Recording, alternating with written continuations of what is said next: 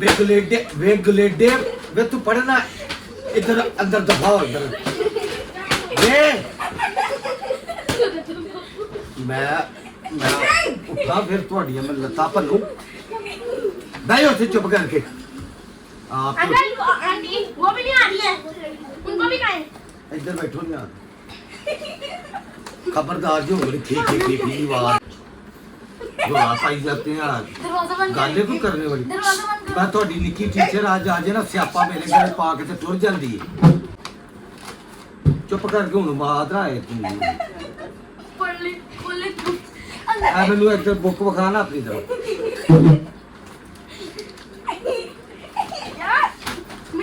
चुप कर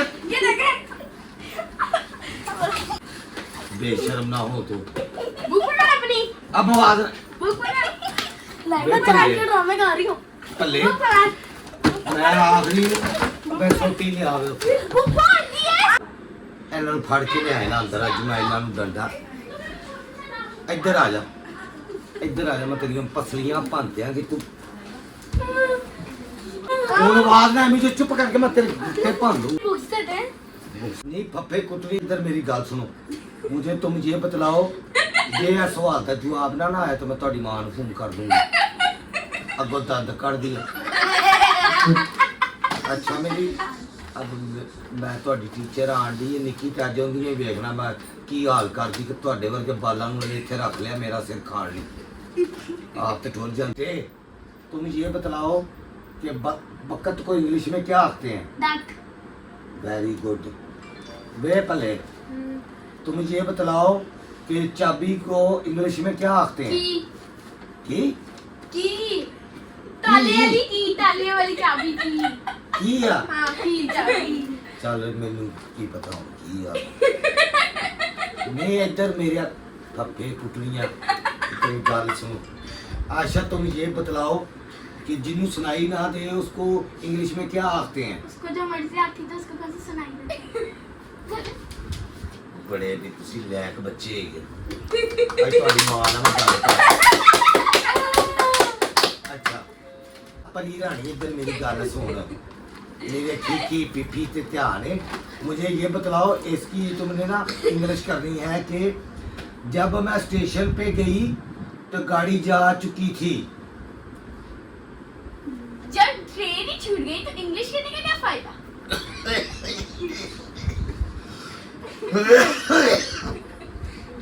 ਤੁਹਾਡਾ ਜੀ ਮੈਂ ਕਰਨੀ ਆਪਰੇਸ਼ਨ ਸਭ ਤੁਹਾਨੂੰ ਜਿਹੜੇ ਗੁੱਠਾ ਫਾ ਜਵਾਬ ਆਉਂਦੇ ਨਾ ਇੰਨੀ ਇੰਗਲਿਸ਼ ਮੈਨੂੰ ਵੀ ਆਉਂਦੀ ਹੈ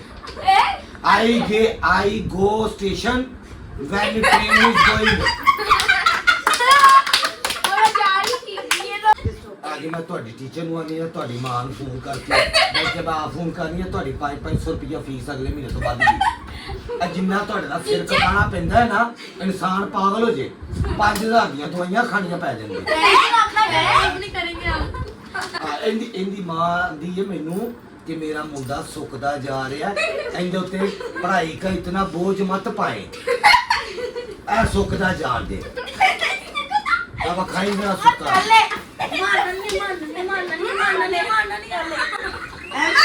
आंटी उसने पहले मारना स्टार्ट किया दही भले खाद्या कदी हां वो दफा ਉਹਦੇ ਚ ਭੱਲਾ ਹੁੰਦਾ ਨਾ ਉਹ ਭੱਲੇ ਨੂੰ 1.25 ਲੱਖ ਰੁਪਏ ਦਾ ਜੇ ਬਣਵਾਓ ਤੇ ਤੇਰੇ ਜਿਹਾ ਹੁੰਦਾ ਓਏ ਛੋਟਾ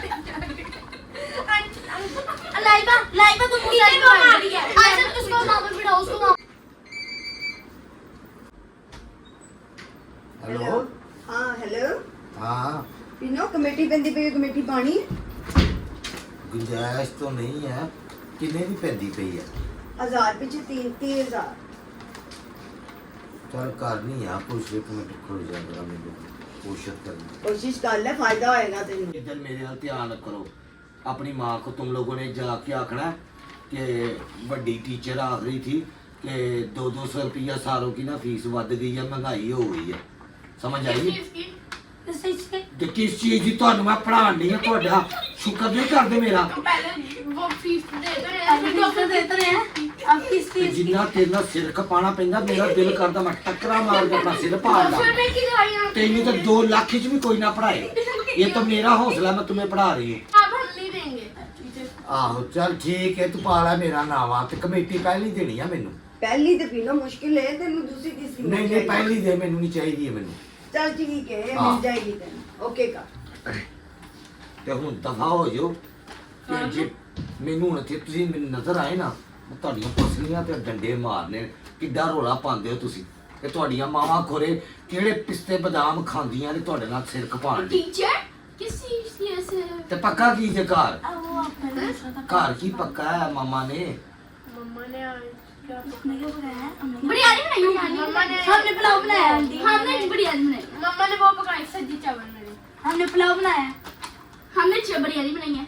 मेरी मम्मा ने सब्जी ਇੰਜ चावल ਕਰ, पकाए ਤੂੰ ਸੱਜੀ ਲੈ ਮੇਰਾ ਪੁੱਤਰ ਤੇ ਭਾਵੇਂ ਖੱਬੀ ਲੈ, ਛੇਤੀ ਲੈ ਜਾ ਕੇ। ਆਖ ਵੱਡੀ टीचर आख रही है कि मेरे लिए एक सब्जी की प्लेट कर ले। हम तो, पुलाव तो तुमने एक प्लेट पुलाव की लानी है, मैं सब्जी के साथ पुलाव भी खाऊंगी। बिरयानी भी डाल दी हाँ तो बिरयानी रात को मुझे भूख लगी कि तुम भी ला। थोड़ी सी डाल मैं थोड़ी सी एनी को लिफाफे में डाल के ले। लिफाफे में के प्लेट में बेटे प्लेट च ले, तेरी माँ फिर रौला पांदी है कि साडियां प्लेटां गुआच जांदियां ने, तुहाडे घरों प्लेट नहीं आई ते मेरा दिमाग खराब हैगा, मैं अपना नाम लवा लवां। हैं तू तो लिफाफे च ले हो जा। वीवर्स मेरी ना सबको एक ना एप्लीकेशन है कि ये जितने भी एनजी के बच्चे होते हैं ना अथरे, तो इनको ना ज़रा थोड़ा सा घर में स्टिक किया करें। तो जितनी भी इनकी मैमीज़ हैं उनसे मैं आखती हूँ, दरख्वास्त करती हूँ कि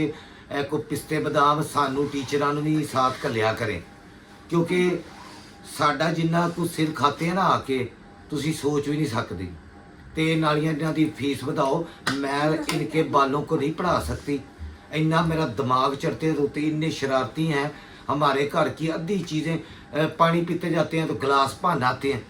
मिनट मिनट बाद इनको सुसु पुसु आ जाता है, तो मिनट बाद जाके उठे पानी पीते हैं, गिलास भनते हैं, कप तोड़ देते हैं, प्लेटें तोड़ देते हैं, इतना नुकसान हमारा करते हैं। तो फीस दे विच पैसे मैं हुण पाने कर रहे हैं सारे बालों के, मैं सीधा आखिरी हूँ। तो ऐसे बाल जो होते हैं ना, इनको ज़रा घरों में खिंच के रखा करे, कोशिश किया करें कि इनको घर में ओवर कराया करे। इधर आके आखिरी फिर इधर मैं थोड़ी पसली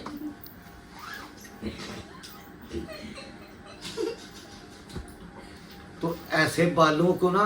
थोड़ा जा कंट्रोल में रखना पड़ता है। तो ये मौला जट जो है ना, इनके लिए ज़रूरी होता है। ये मौला जट के बगैर मारती नहीं हूँ, वैसे मैं वखाती हूँ,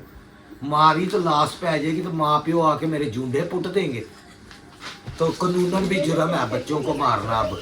स्यापा हमारे दौर में तो हमारे माँ प्यो आखते होते थे स्कूलों में जाके कि हमारा बच्चा ना फर्स्ट आना चाहिए, हैं। तो ये आप इनको जो मर्जी करें, इनके जूंडे पुट दे, हैं। खल थोड़ी ते हड्डियाँ हमारी, हमारा बच्चा जो है ना फर्स्ट आना चाहिए। हमारे प्यो माँ तो ये आखते थे, तो आजकल के बालों के तो माँ प्यो आखते हैं। खबरदार होते इतने टाका ते आख रख के मावा लड़ने आ जाती है हमारे साथ कि हमारे बालों को छिड़का क्यों है। ज़रा सी भी छिड़क जो है ना, उन बच्चों को आदत ही नहीं पहन देते, ना स्कूलों में छिड़कते हैं ना इधर ट्यूशनों पे। तो ट्यूशन वाली बाजियाँ तो एवं बदनाम हो गई हुई हैं बेचारी, इन्ना सिर खपाती हैं। तो हमारा भी कुछ सोचा करे, ख्याल किया करे, बच्चों को घर से आके भेजा करें कि अपने मुँह ना उत्थे जाके बकवास अपनी बंद रखा करो। इन्ना लड़ते आपस दे विच इत्थे आके एक दूजे दे जूंडे पुटदे आ। तंग पई मैं इन्ना को दफा हो जाऊं, क्यों दफा हो जाए। एटिकेट सी नहीं कोई है, तमीज ही नहीं आती। इन्ना bye bye teacher bye bye teacher bye bye teacher, bye bye. Aunty okay